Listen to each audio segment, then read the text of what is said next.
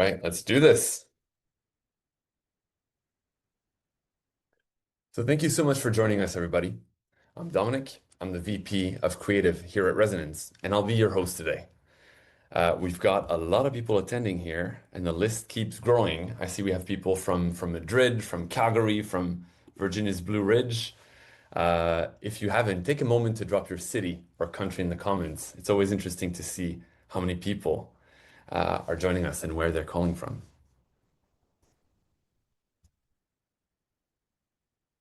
Santo Domingo, very nice. Italia, nice. Lithuania. Wow, okay, this is a really diverse group. Ottawa, Harlem. Nice. Welcome, everybody. This is so cool. Grand Prairie.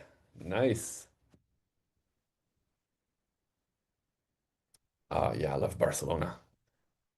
Welcome, everyone. This makes me so happy. It's 8 a.m. here in Vancouver, so I do have a bit of a morning voice, but seeing such an international audience makes me really, really excited. Welcome all. So we're going to talk about a couple of things today.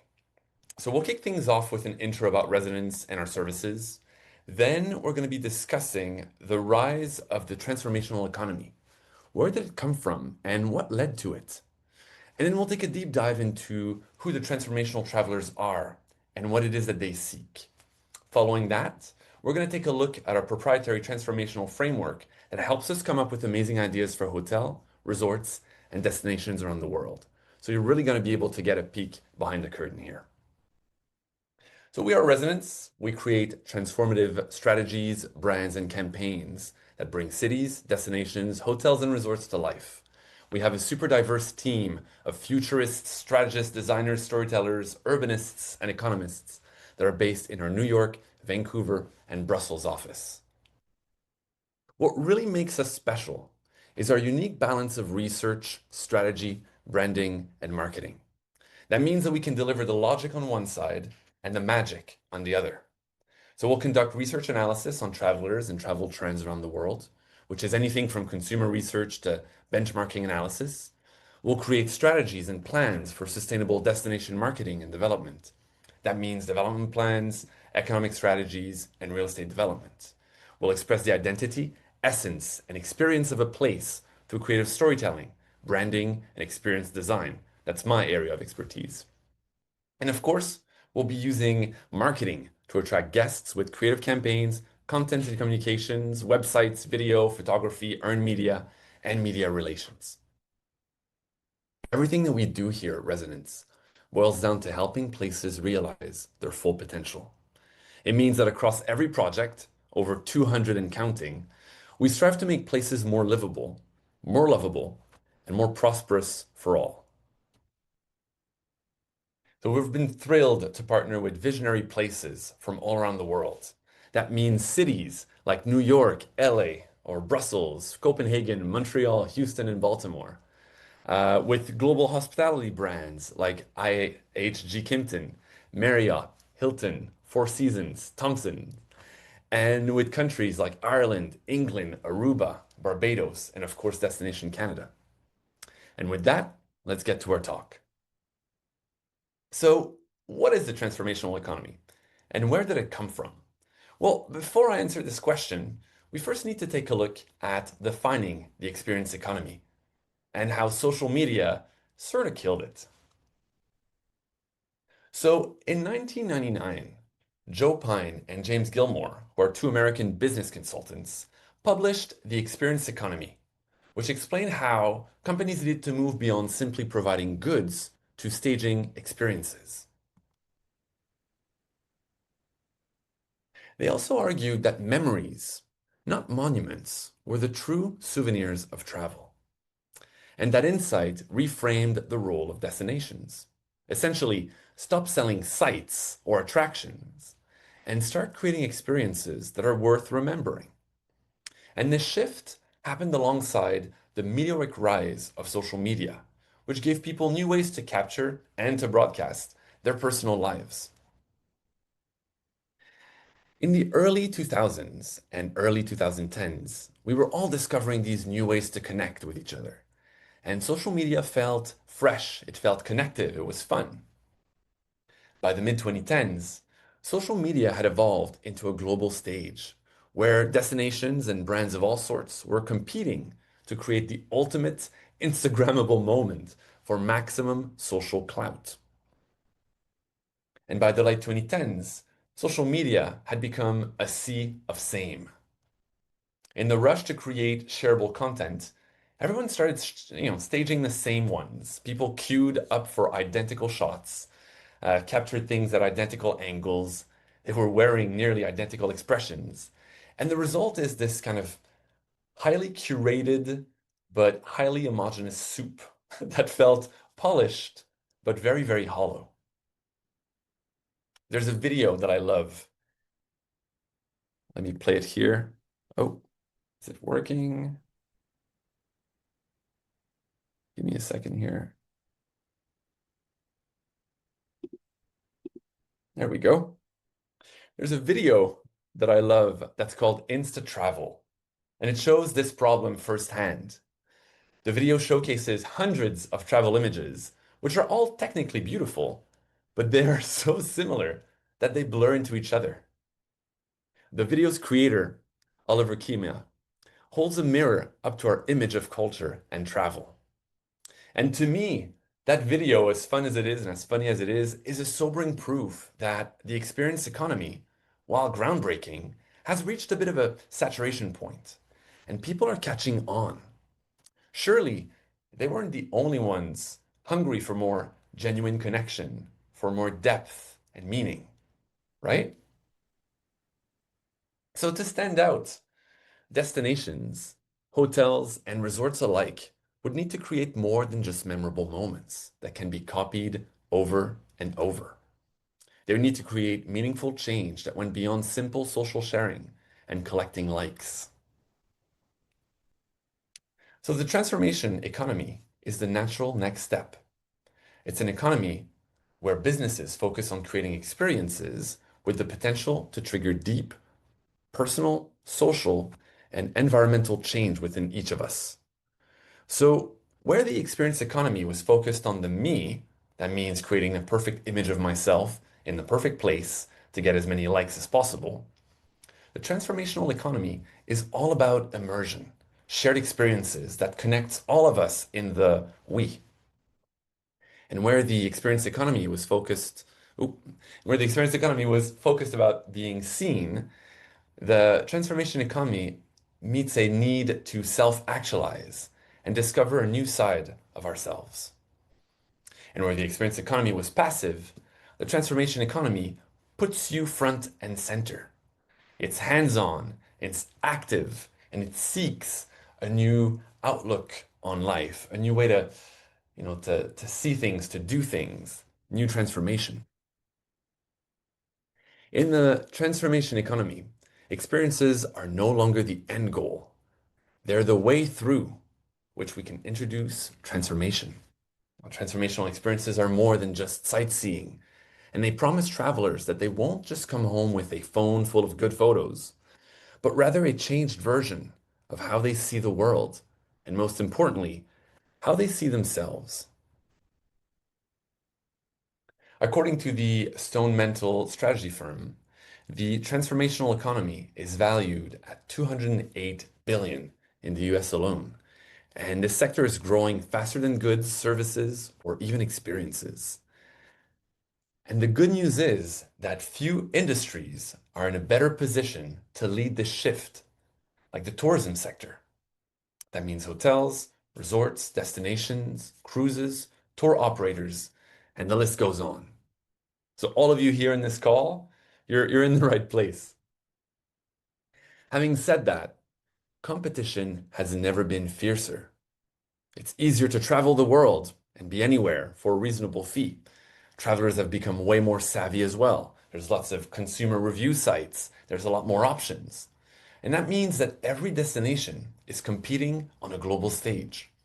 So what sets the top tier ski resorts, let's say, or oceanfront beach destinations apart if their offering is exactly the same?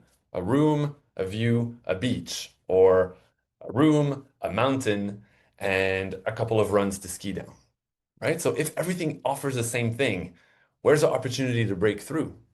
Well, to remain competitive, the base experience is no longer enough.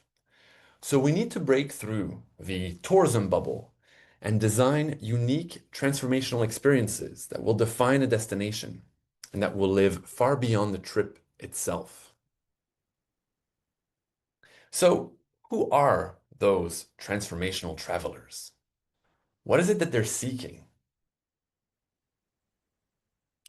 To find out, we created a chart across four axes. The first part here is all about purpose versus self. Am I driven by my immediate needs and impulses, or is there a greater, deeper purpose that drives my experience? And the second part here is all about being connected in the present moment versus the conscious act of becoming a different person through a given experience. And this chart here helped us define four core personas. The first one we call the active adventurers. They're driven by being and purpose. Then we have our alt life seekers. These people are driven by purpose and by the act of becoming. On the opposite side of the spectrum, we find our carefree hedonists. They're driven by being and self. And finally, we have the sophisticated explorers that are driven by becoming and self. So what I'd like to do now is we'll take a sip of water first and take a look at what defines each of those core personas.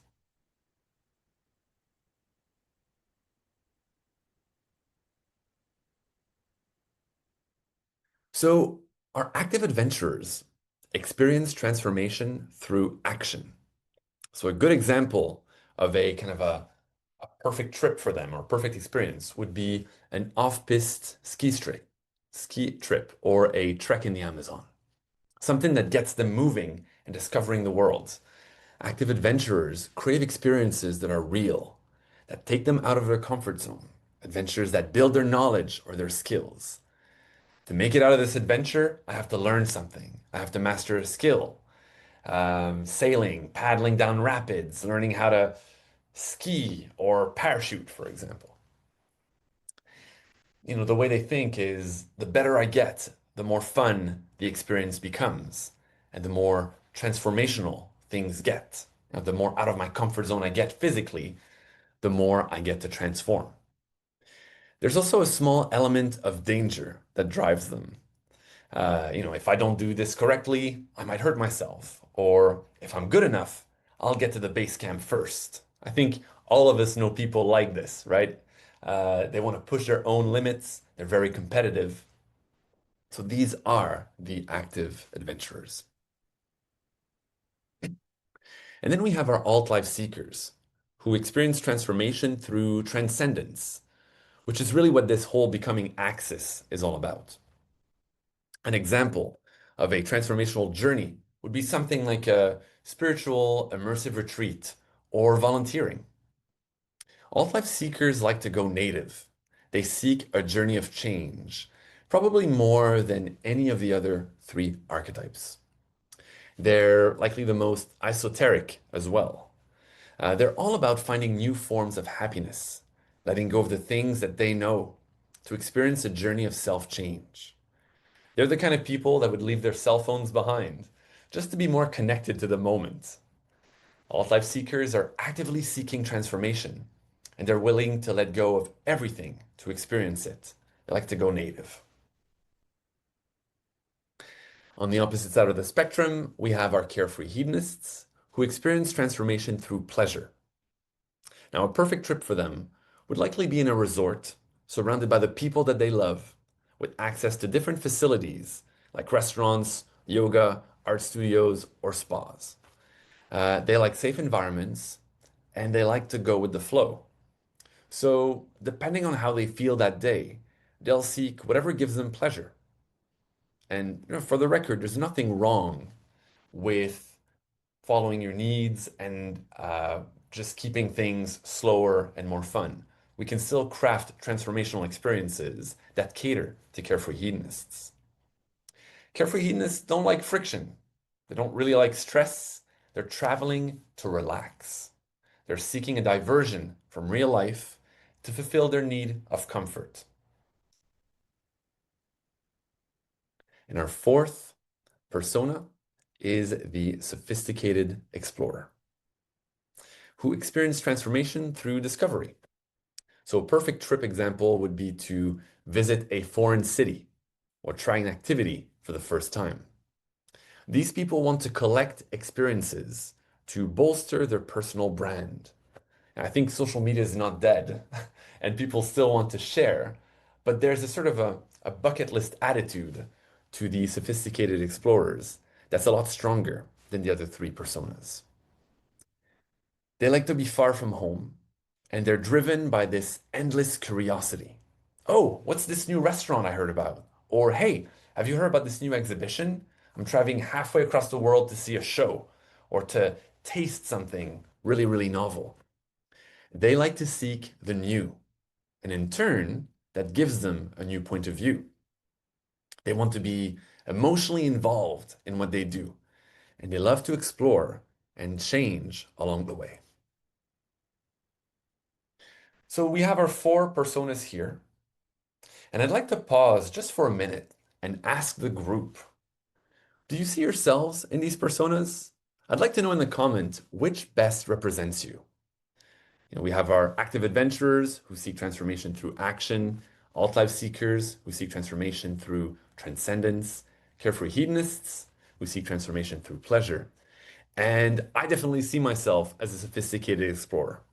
So I'm really curious to know what our webinar audience thinks here. All right, breaking the ice, active adventurer here, sophisticated explorer. Yeah, shifting perspectives is the best. Yeah. Oh, Alexander, good for you throwing the phone away. Alt-life seeker, I like it. Yeah, carefree, sophisticated.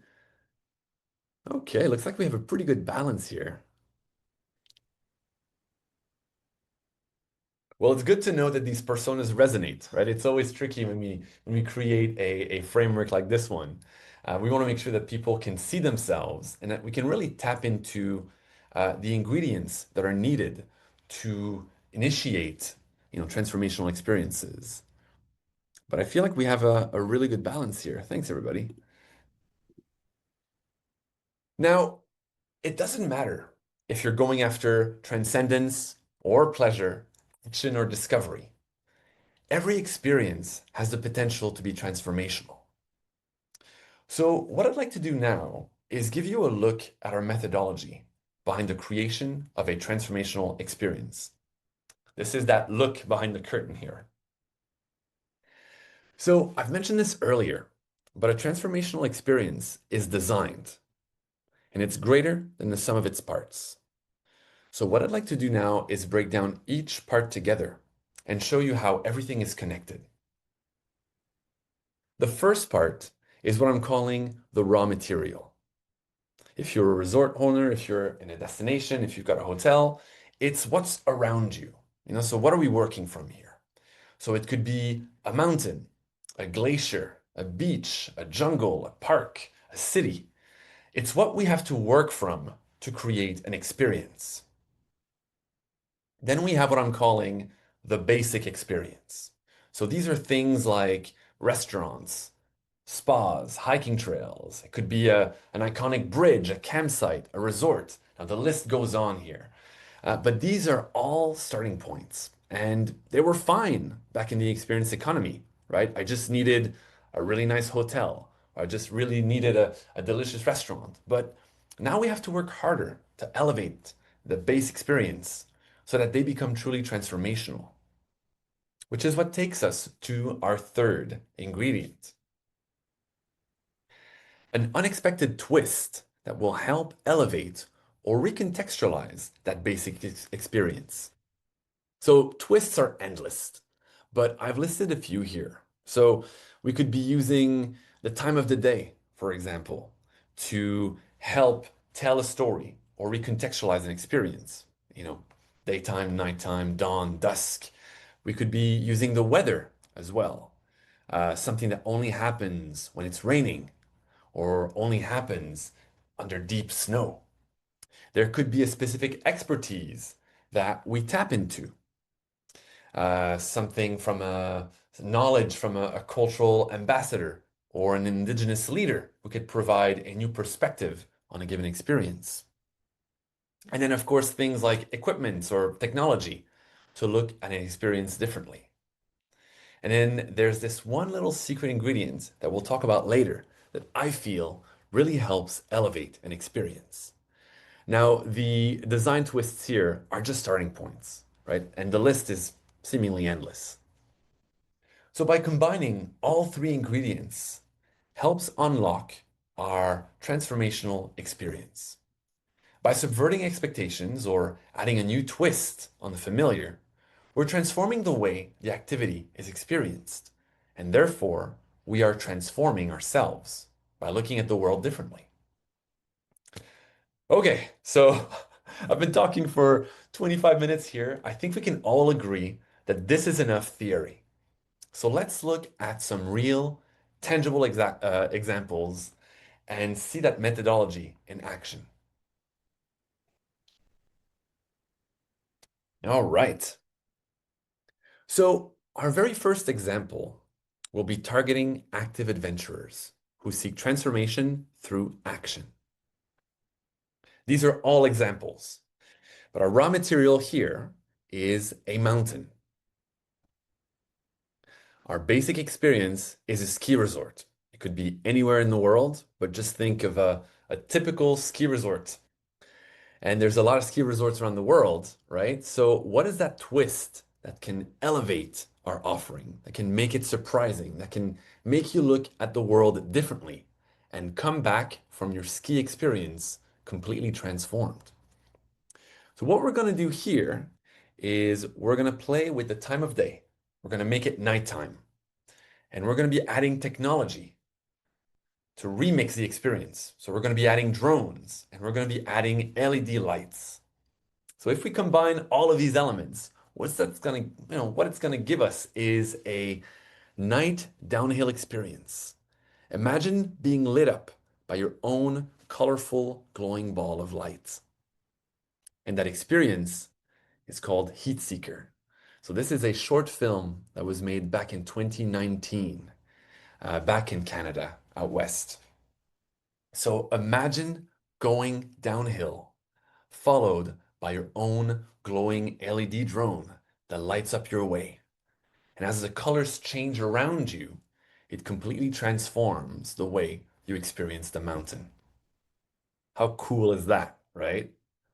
So that completely changes and transforms the way in which you experience skiing. Let's look at our second example here that will target the carefree hedonists who seek transformation through pleasure. Our raw material is local, fresh, high-quality ingredients. Our basic experience is going to be a gastronomic restaurant, 4 or 5-star restaurant, really good chefs, really good space. And what's the kind of twist that we could add here to make this unique? Well, our twist is going to be total darkness. And not only that, but blind staff as well. And our transformational experience is a meal in the dark that will enhance flavors and connection. There's a lot of these kind of like dark restaurants that exist in the world. So one of many examples like this one is Au Noir in Paris, which left a huge impression on me. I'd never been to a place like this. First off, the staff is blind, and so you get to interact with your servers and have different kinds of conversations that you wouldn't have with someone with sight. There's absolutely no light, and so as a customer, as a guest, you rely on your servers to get you to where you need to be. And by being deprived of sight, the relationship that you have with your sense of taste is really, really enhanced, right? There's nothing for you to see. It's quite quiet for some reason. There's something very monastic about it. And all you can focus on is your taste. And because you're in complete darkness, the people that you share a table with, um, become a lot closer. You'll want to lean in. There's going to be a lot more of an intimate setting. And so it enhanced my meal. It enhanced the relationship and the dynamic around the table. And it was really unlike anything I've ever experienced. So I wonder if some of you have tried these kinds of restaurants, but I still talk about it to this day. And it was definitely more than just a meal. Let's look at our third example here that targets the alt life seekers who seek transformation through transcendence. So, this experience that I'm about to break down is very near and dear to me. Our raw material is a massive sacred sandstone monolith in the Australian desert. Our basic experience is watching the sunrise shimmer against that sandstone. And that's beautiful by itself, right? That's already quite stunning. But how can we make it transformational? So, what if we added a full orchestra? And what if we embellished it with Aboriginal instruments and audience participation? So, our transformational experience here is a cathartic, inclusive symphony that's going to be building with the sunrise in the middle of the Australian Red Desert. So, this is a photo of the Darwin Orchestra at Uluru in the Australian Red Desert. I took part in this experience. Uh, when was that? Almost 10 years ago. I remember waking up at 4:30 in the morning in complete darkness, driving to the middle of the desert, parking my car next to other people who were all a bit dazed and confused. We all lined up and we saw the orchestra getting ready, and they started playing as the sun rose. And then adding to this were Aboriginal leaders, musicians that told us stories about this place, about this sacred rock. And then there was audience participation. Some of us were handed instruments, some of us chanted. It was a truly cathartic experience. I've got chills thinking about it. When the first rays of the sun hit this rock and the music swelled, it was out of this world, really. And my relationship to nature, to the Australian Aboriginal culture, to music, all of it shifted. Our last example, it's kind of hard to transition from that. But our last example targets sophisticated explorers who seek transformation through discovery. Our material is an untouched Swedish forest. Our basic experience is a hotel room, a simple hotel room, one night stay. So, what kind of twist can we create here?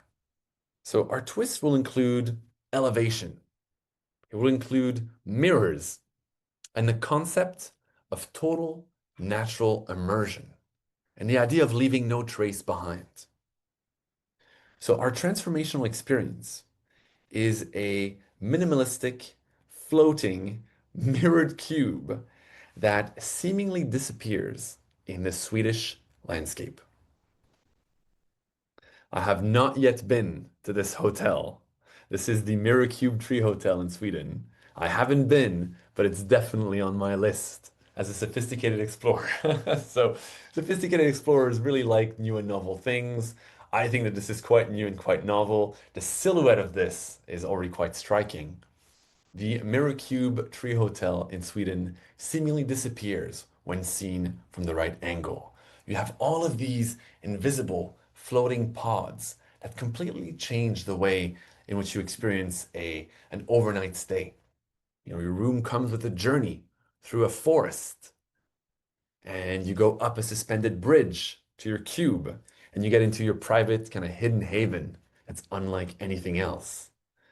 And what's really interesting is that from the outside, it looks like your cube disappears. But from the inside, you've got all these wide open windows that show you, it's a two-way mirror, it's a one-way mirror, that show you all of nature around you. So it's really unlike anything else. So now we're going to talk about that secret ingredient I mentioned earlier. That secret ingredient that can spark and ignite change. I teased it in the methodology. Can anyone guess what it is? And those who have read my article in the newsletter a few weeks ago might already know the answer, but I'm kind of curious in the chat. As, can anyone guess what that secret ingredient is to spark and ignite transformation?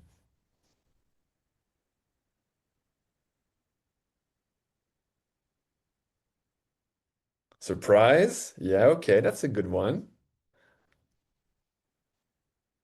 Anyone else? Augusto, I want to thank you for being the first one to comment here. Personalization, that is very important. The light, the passage of time, these are all good ones. Does anyone else wanna throw an answer here before I move to the next slide? Emotions. Okay. All right. We're gonna be triggering emotions for sure, but there's something that sits right above it. Okay, I'm gonna reveal it. So the secret ingredient is friction.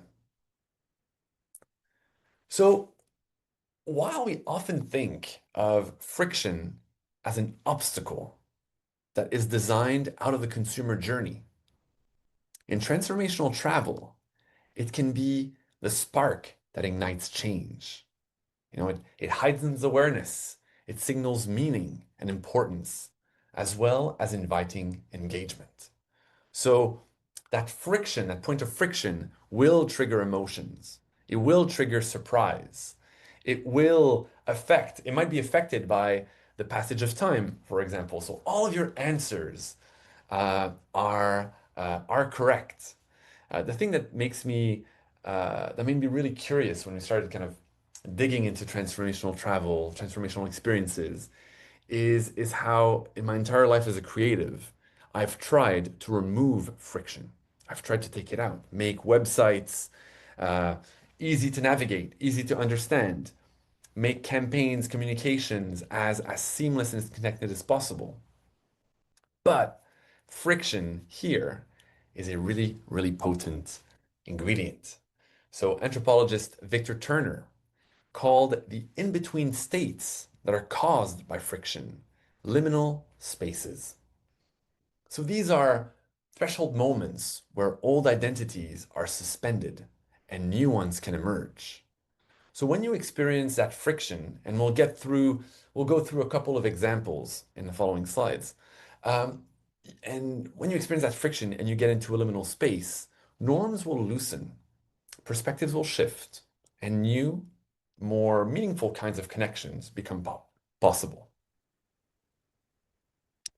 So one great example of liminal spaces comes from the Japanese art collective Team Lab. I'm sure a few of you have taken part in their art. I'll be looking in the comments to see how many people have. But if you ask me, their use of friction is masterful. Their planets and their borderless exhibits dissolve the boundary between art, architecture, and body. You kind of do lose your sense of self when you go through these exhibitions. Visitors are going to be navigating barefoot. That's some friction right there. Taking our shoes off, right? That's not something we do very often. Sometimes they're going to be walking through water. Wait, I thought I was going to an art exhibit. Why am I walking through water? Why is this cold? Why is this feeling weird on my body? Or maybe you'll go through darkness or unstable surfaces. You're going to be challenged. You're going to have to, hold on to something, or you're going to have to take a bit of a leap of faith and walk through the dark to emerge changed. So as you get swallowed up in this experience, you will be forced to negotiate balance, movement, perspective, and that's going to put you in a really receptive space. So when you get to those big, open, experiential rooms, you'll be that much more receptive. So the intent here is not comfort. It is sensory recalibration. As the environment destabilizes you, you become more receptive to new ways of thinking. And this is where transformation can take root. So, how can we introduce friction and create liminal spaces in the hospitality sector? We've looked at different examples earlier on. We've looked at restaurants, at hotels, maybe different ways to do resorts. How can we create something that's specific to hospitality? And we're going to be looking at four different high-level categories here. So the first one is based around the transitional arrival and departure experiences, checking in and checking out at a hotel, essentially. So what kinds of immersive thresholds can we create for our guests to signal that they're stepping into a different world? We could have some tunnels with evolving ambient soundscape that change throughout the day. So lights or sounds that could evolve and make a bit of an impact on me. Oh, it feels different when I walk through or when I emerge. We could have these kind of like narrowed and wide passageways that compress and release space to create a shift in perception. We could have different guided arrival paths across different fixtures to heighten sensory awareness. So wood, stone, sand. Again, we're trying to create some friction here. And imagine checking in and feeling a different kind of texture under your feet. Oh, I'm in a new place. I'm in a different world. Or we can incorporate different departure rituals that help close the emotional arc of your visit and create that narrative coherence. So, writing a wish, for example, and placing it in a jar, or maybe you're taking part in a collective piece of art, a little departure ritual, something that you do that signals, I was there. And maybe if I come back next year, I'll be able to see that mark that I left and how it permanently changed uh, the lobby experience, for example. If we borrow from TeamLab's playbook, we can look at creating environments that gently destabilize to make guests feel more engaged in a space. So, there could be light corridors with changing hues that alter perception. We could also look at different projections on different surfaces, projections that could react to movement. There could be floating platforms like we saw at the Tree Hotel, suspension bridges, or textured floors in spas or wellness spaces. I love playing with the idea of elevation, changing your point of view on a given space. We could have things like mist-filled gardens where visibility and orientation can shift as you walk through them. There's a lot of in-between zones in the guest journey at a hotel. So how can we invite contemplation, conversation, or creative thoughts for the guest? Well, we could do it with a kinetic art installation that is triggered by the guest's movement. Imagine you're going from A to B, you walk down the hallway or you walk past something that doesn't move, and you realize, oh wow, my movement helps create some motion. There's a bit of a conversation that's happening with the art. There could be unexpected seating spots that could change with light and weather. There could be transitional lounges that encourage reflections rather than direct point-to-point movements. Things that feel like hidden rooms, for example, little pockets of discovery.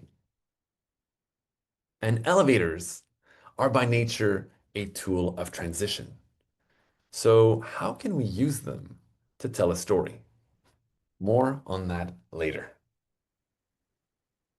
And last but not least, we have culturally rooted programming, where we can encourage meaningful cultural exchanges, where guests become active participants in local traditions and stories. Hotels are rooted, right? They're buildings, there's a sense of place, there's a culture happening around them. So let's tap into that. The first example here is all about hosting residencies for local artists. You could be weaving, carving, painting, storytelling, but guests become an active participant and they leave with a piece of something that can hold a much deeper meaning. We could also have culinary liminal zones where a rotating roster of chefs could lead small cooking classes, share the origins of their recipes, the stories behind the recipes, and invite guests to help cook and partake in a full meal together. But I gotta say, I did kind of touch on it earlier. My absolute favorite touch point when we're working on creating transformational experiences for hotels and resorts is the is the humble elevator. The elevator sometimes seems like an afterthought, but I think it can be a great way to set the tone for the entire stay of the guests. Think about it. It's the first moment you're by yourself after checking in. You're not quite in your room yet, but you're receptive. You're in a space that is no longer a cab or the airport or the plane. There's something that feels protected and intimate in the setting. We have an opportunity to create a layered, meaningful story by having art on the wall, windows, or digital screens that could change or evolve during the day. We could be activating the senses with sounds or with smells. In one project, we've used the elevator as a time machine. The elevator is a trip through time where every journey told a piece of that hotel's rich history. So, depending on your floor, depending on the time of day, you would travel to a different era by virtue of changing and evolving LED screens. So, how can we assess the transformational power of an experience?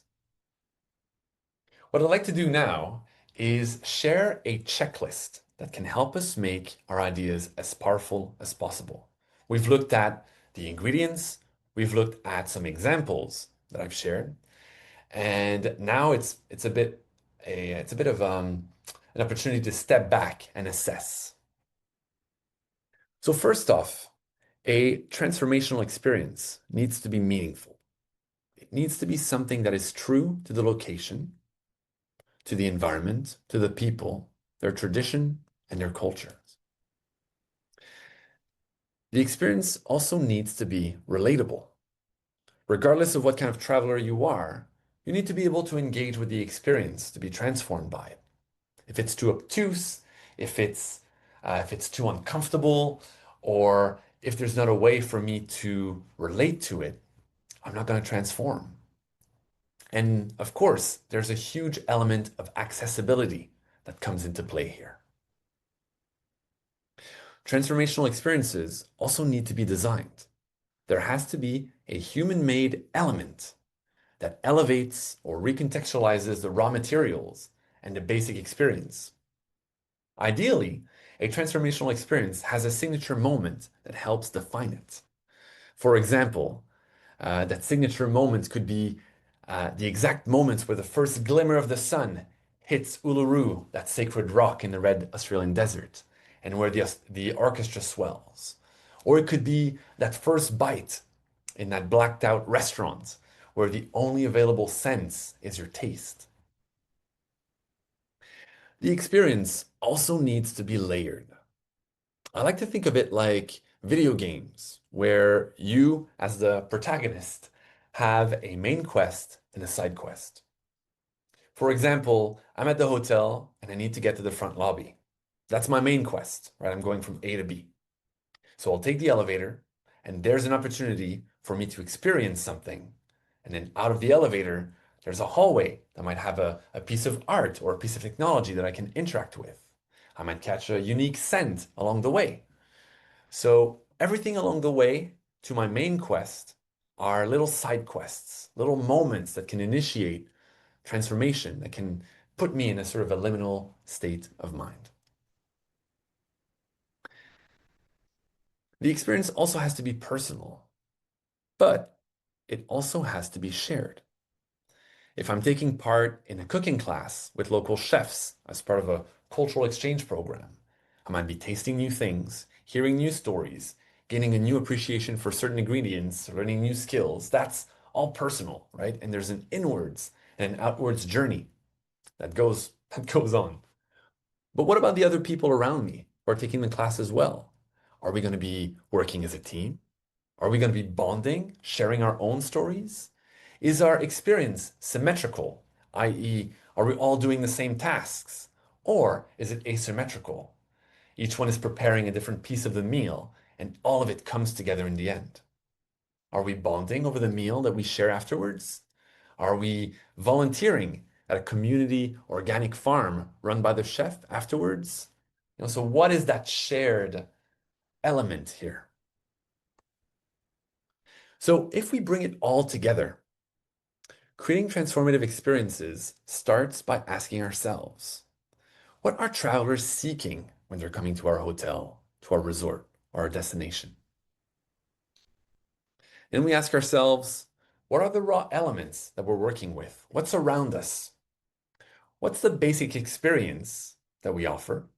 And what is that twist that we can design to elevate it to a transformational experience? And is there a signature moment that can help define said transformational experience?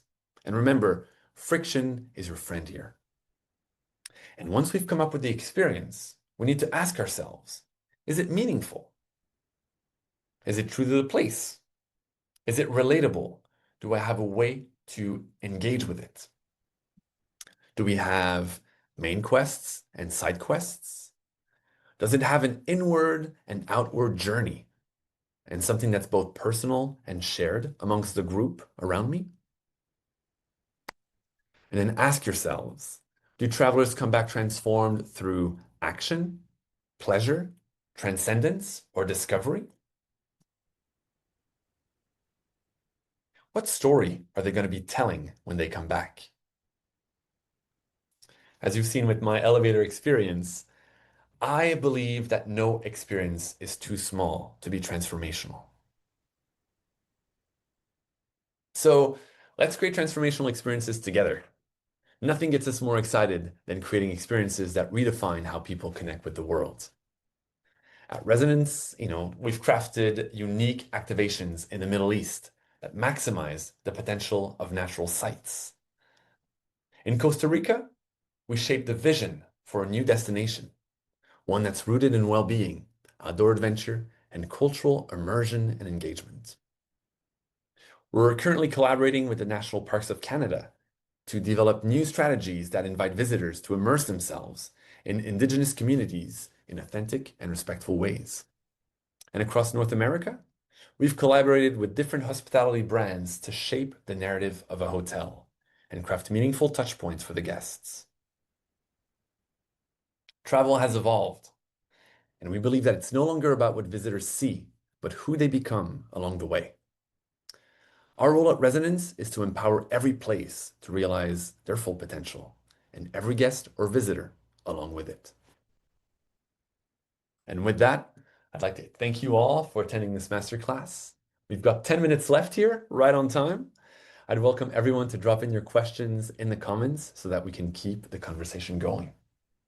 I hope you enjoyed it. Thank you.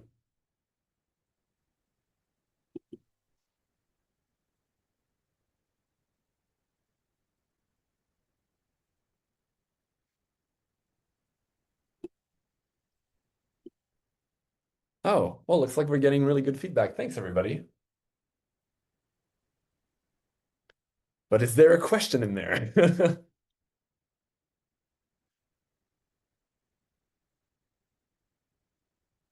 In the Q&A box. Okay.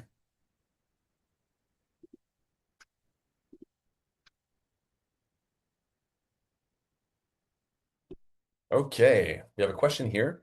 For the traveler matrix, can you use them as spectrums, or do they function better as distinct quadrants? That's a very good question. I think that, in the framework of a webinar, things need to be a little bit more black and white. And so it's easier to put things in nice little organized boxes.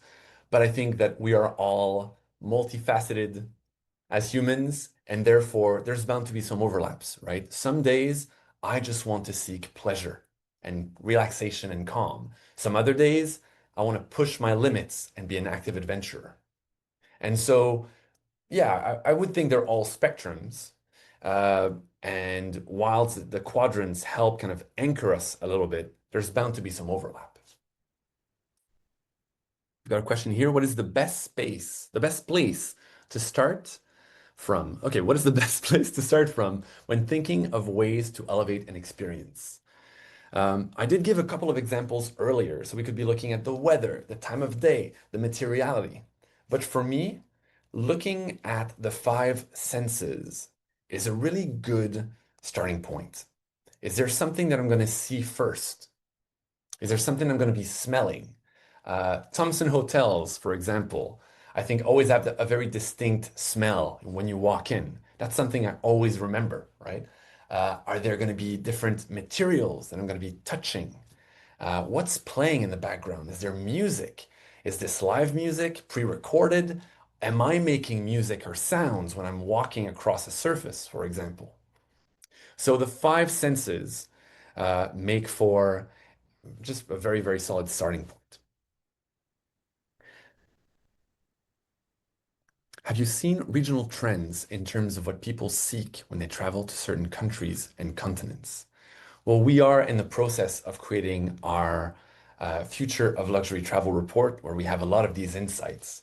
What I'll say, though, is that more than ever, destinations are more and more competitive. We can get, we can hop on a plane and get to anywhere in the world. So why would I hit ski resort A versus ski resort B? Why would I go see, why would I go stay at Hotel A versus Hotel B? I think that this is where the transformational economy and thinking of experiences that hold meaning can help give destinations, hotels, and resort an edge.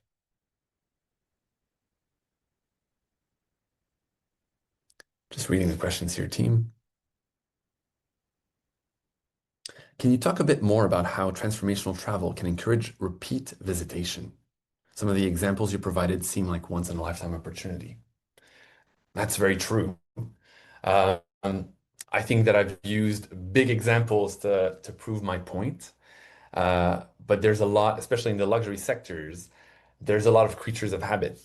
People who will live really busy lives, who will want to come back to a place that they like, that they feel safe. They'll want to bring more family members or more friends to repeat trips. And this is where that transformation, those transformational touch points will give us an edge.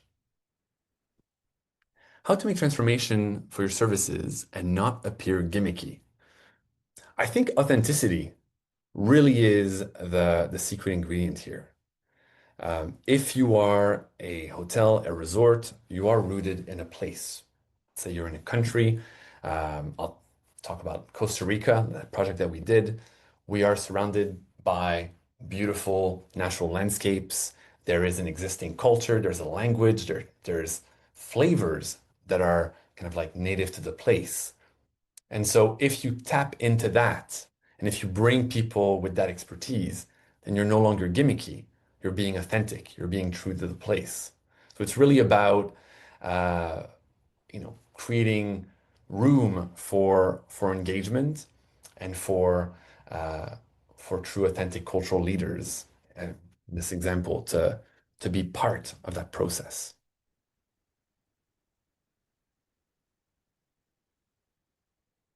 How do you integrate research into each layer of meaning and making, especially in places that are new or unfamiliar to you or your team? That's a great question. Our team travels a lot. So we'll go on site visits, have full immersions, spend time on the site. We'll have multiple interviews, back and forth processes. So this is not something that is cracked in the span of a day. When we create the vision for a destination, the vision for a hotel, there's a lot of research, and then there's a lot of, you know, different stakeholders who join in to help make sure that we create something that is relevant to a broader narrative, but also culturally relevant. So there's a lot of things that are unfamiliar to our team. And the first step is listening, having a lot of sessions and traveling, engaging in site visits to really immerse, take as many photos as possible, ask as many questions as possible, and make sure that all the relevant parties are with us along the way to make sure that we get to the best possible outcome.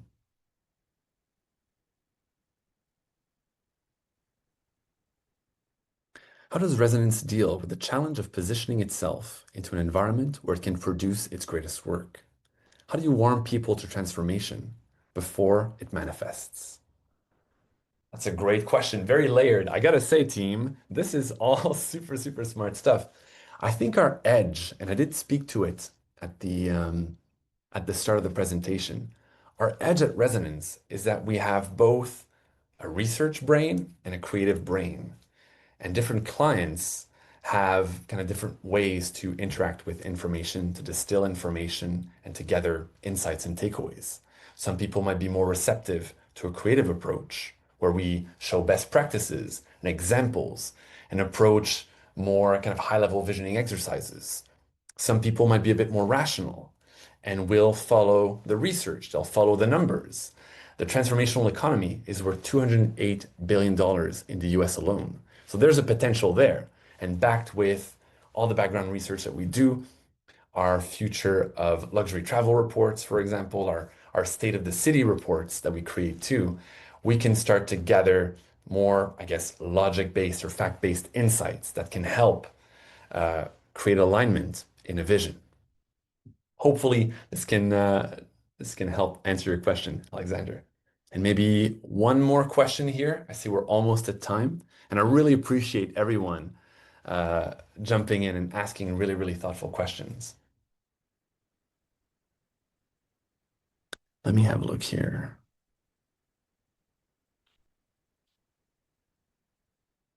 Oh, I've got one here from, okay.